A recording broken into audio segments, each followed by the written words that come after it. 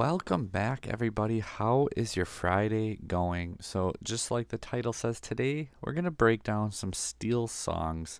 And I went through the 7 lists that topped DLC Fort Worth. I put all the cards that were played into a little informational spreadsheet here for you guys that you can see on the screen.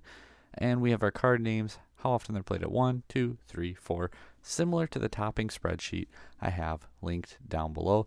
This particular information, though, is not on that spreadsheet. Again, this was made for the purpose of the video, just so we could kind of look at those 7 decks that top 64 DLC Fort Worth and what they are doing, why they have success, and why this deck has been just proving that it is one of the best decks of the format.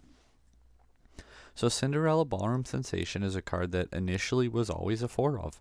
Zach Bivens played it in Chicago and played it at 2 and kind of revolutionized the thinking behind her, and other cards were just better. However, for this event, most of those players did go back to 4, and one of them actually did not play her at all. None of the 1-drops were unanimous between those 7 deck lists. The Cinderella and Robin Hood were the 2 most common, played at 6 out of 7. However, when Robin Hood was played, he was played at 4 every single time. Queen Regal Monarch is no stranger to Steel song lists, and she did find her way into 3 of these. However, with the aggro approach that a few of these lists took, the Queen package was one of those packages that ended up getting cut, and in its place, Golden Harp Enchanter of the Land. It quests for 2. You just need to play a song, and in this deck, that's not very hard to do. Her 4 willpower also makes her very, very strong and stick around for a few turns, ideally. When we look into our 2-drop slots, we actually have our first card that was played in all 7 lists, and that is the 4 singer, Ursula Vanessa. Whether you're playing her at 2, 3, or 4, though, it's pretty split up between them. Either way, you should be playing this card in your Steel songs. Again, just because 7 people did it with success doesn't mean you have to do it. It just means it's a trend that happens to be working. We have Sleepy's Flute that was played in 3 of the lists at 4, Smee, Bumbling Mate, and, tongue twister, Piglet Pooh Pirate Captain, the PPPC, Piglet Pirate Pooh Captain. Or is it Pooh Pirate Captain? Yeah, Pooh Pirate Captain. I can't even read the screen in front of me. These 2 cards are more aggressive options, whether they're questing for 2 or 3 with your Piglet. Smee's kind of been sticking around since last format and was just a pretty much staple 4 of. Piglet, again, kind of emerging into the scene to speed the deck up and give you a little bit better win con into that Ruby Sapphire matchup and even the Ruby Amethyst matchups. Then you had Bare Necessities, which was played in 5 of those lists as a 3 or 4 of. At one point, we saw this card being played at 1. It's starting to make a comeback, though, and being played at a bit more. When we go into our 3-drops, we have another unanimous card, and that is none other than Ariel Spectacular Singer. No one should be surprised by this because, well, she searches your songs. Potentially, I shouldn't say searches, that's a bad term for it. She can look at the top 4 cards and get you a song potentially, and she's a 5 singer. What we did see is something no one saw coming, that Baloo von Bruenwald found his way into Steel songs. He's a bodyguard that can protect your singers, and in addition to that, when your opponent does remove him, you get 2 lore in the process. Sounds like a pretty good trade-off, and it wasn't just a one-off. 2 out of the 7 players were playing it, 1 at 3 and 1 at 4. We kind of mentioned Ruby Sapphire and then just item decks in general. Benja being a tech-in 2 of, pretty common in these lists. Gaston Baritone Bully, well, you can see he's played at 2, 3, 4 in each, 1 time in each list. So played in 3 out of the 7. He's just another 5 singer that costs for 3, helps you be able to sing those songs for lesser value. Another card that really emerged as of late would be the Lawrence Jealous Manservant. And the reason here is when he's not damaged, he gains 4 attack. And The Ruby Amethyst matchup, this really helps you to just trade with Sisu very well.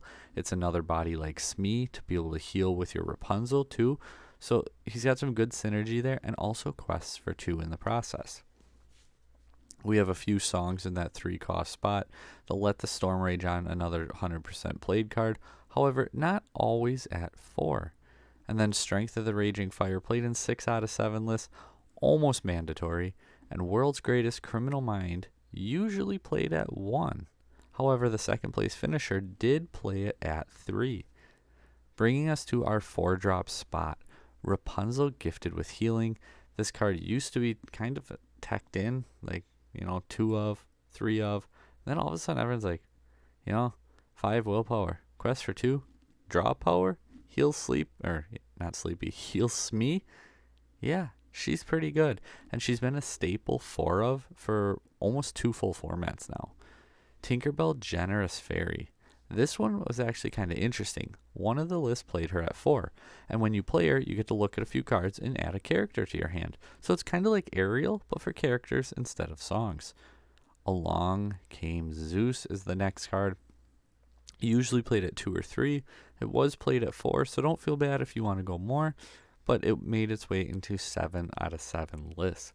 Getting into our heavy hitters, our big cards. Robin Hood, Champion of Sherwood. Well, paired up with Little Robin Hood, 6 times out of 7 played at 4. No surprise. Likewise, the Queen, pairing up with those 3 little queens, 3 times played at 4. Then we have the Whole New World. Mandatory 4 of. Steel Song. Turn 2, right? Not quite. Not quite. And we already saw the Queen play dying down, which means the turn 2 wheel is gone. Sometimes. Obviously, if you're playing the Queen, it's not gone. But you still have turn 3 if you do the Robin Hood shift. Or you just play her on turn 4 and have your Ariel Singer, other things like that. But anyway, played at 4 of, not all the time. One list ran it at just 1 copy. That was kind of interesting to me. I get it, seeing the list, they were more heavy on the back end, and then you're not playing a card that refills like Ruby Sapphire's hand for them. I still just feel like this is one of those decks that you probably want to play it at 4. Grab Your Swords, 1 of a lot of the time, but it does make its way into every single list. You're playing Steel Songs. You're probably going to play one of the best Steel Songs. However, again, this card is usually enough at 1. If you want to play 2, sure. If you want to play 3, you wouldn't be the first. Going into our 6-drop and higher. So now this deck usually kind of teeters off at 5. But sometimes you tech in higher cards. And you don't have to just look at the list and be like, oh, what are most people playing, and build it like that. Sometimes the tech cards are what win you these events. So Tinkerbell has a 3 or 4 of. I like her at 4. I really, really like Tinkerbell in this format. But only 2 out of 7 played her. Perdita, Devoted Mother. This is a card I have been very critical on in this set. I don't think she's that good, and I think she's too easily answered by every Ruby deck. However, she has proved me wrong, and she's made her way into a very successful list. And then lastly, Ariel, Sonic Warrior. I do like Sonic Warrior a lot too. I actually played her in Bucky for a little bit, and it just really helped with board control in that late game. But Ariel, Sonic Warrior played in 1 of the 7 lists. And then Cinderella Stouthearted was the most commonly played big threat. Usually a 2 of. 1 played her at 3, made her way into 4 out of 7. And look at this family being the highest cost song played across the board in these. So, I mean, we have the percentages there, right? But what is the bare minimum? These are cards that were played in 100% of lists. All 7 of these lists played 2 Ursula Vanessas, 4 Ariels, 4 Rapunzel, 3 Storm, 2 Zeus, 1 Whole New World, and 1 Grab Your Swords. These are just the bare minimums, right? So all 7 cards had at least these in there. What about the majorities? So when we look at the majorities, and actually we'll put the bare minimums back up there, it changes a little bit. Most players now, out of those 7, so anything over 50%, most players played 4 Cinderella, 4 Robin Hood, 4 Ursula, 4 Smees, 4 Ariels, 4 Rapunzel, 4 Robin Hoods, 2 big Cinderellas for your character lineup. And then in the song spot, 4 Bare Necessities, 1 World's Greatest Criminal Mind, 4 Let the Storm Rage On, 4 Strength of the Raging Fire, 3 Zeus, 4 Whole New Worlds, and 1 Grab Your Swords. So if I were to play Steel Songs right now, what's a potential list that I would run? And again, potential being because I'd have to try it out and see how it goes. Anyway, we have our perfect melody right here, kind of taking a lot of what we just saw there in the majority, a lot of the cards that are seeing success. And the reason for that, some people say net decking so bad, but at the same time, it's really not. Like, oh, we used to never do that. Internet used to not be as big as it was. If it was, I guarantee you would have just did that. But yeah, so looking at the list, we added things in like 2 Benjas, 4 Lawrences. Then we went ahead and added in 4 flutes too, just trying to see like what matchups are poor matchups. What matchups do you need help in? Item decks. We wanted Benja in there. Something like Find 'em Flatten 'em is a song version that you can play, but I like Benja because he quests for 2, and being able to play him on 3 can just slow down that Hiram draw and also help quest you out before they get to that late game threat. Like we said, Lawrence being able to quest for 2, 4 willpower, and also taking out that Sisu in just a clean trade. In addition to that, the Ruby Amethyst deck is being just so popular that Sleepy's Flute, I think, should be mandatory in Steel Songs again.